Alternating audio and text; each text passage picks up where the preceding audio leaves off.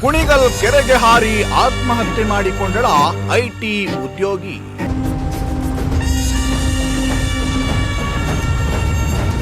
ಕೆರೆ ಬಳಿ ಐಟಿ ಉದ್ಯೋಗಿಯ ಬ್ಯಾಗ್, ಮೊಬೈಲ್, ಚಪ್ಪಲಿ ಹಾಗೂ ಟಿಕೆಟ್ ಪತ್ತೆ.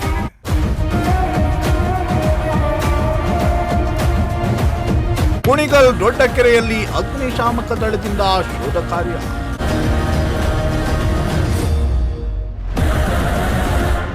ಎಸ್ ವೀಕ್ಷಕರೇ, ಐಟಿ ಉದ್ಯೋಗದಲ್ಲಿದ್ದ ಯುವತಿಯೊಬ್ಬಳು ಕುಣಿಗಲ್ ದೊಡ್ಡ ಕೆರೆಗೆ ಹಾರಿ ಆತ್ಮಹತ್ಯೆ ಮಾಡಿಕೊಂಡಿರುವ ಶಂಕೆ ವ್ಯಕ್ತವಾಗಿದೆ.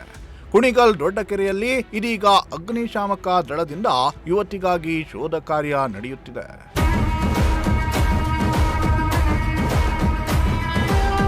ಸುಮಾ ಎಂಬಾಕೆ ಕಣ್ಮರೆಯಾಗಿರುವ ಯುವತಿ.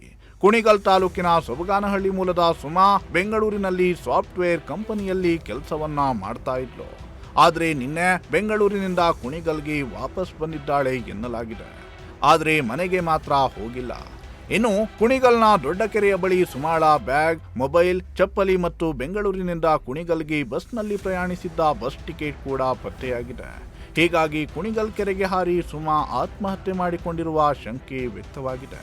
ಇನ್ನು ವಿಷಯ ತಿಳಿಯುತ್ತಿದ್ದಂತೆ ಸ್ಥಳಕ್ಕೆ ಆಗಮಿಸಿದ ಅಗ್ನಿಶಾಮಕ ದಳದ ಸಿಬ್ಬಂದಿ ಕೆರೆಯಲ್ಲಿ ಸುಮಾಳಿಗಾಗಿ ಶೋಧ ಕಾರ್ಯವನ್ನ ನಡೆಸಿದ್ದಾರೆ.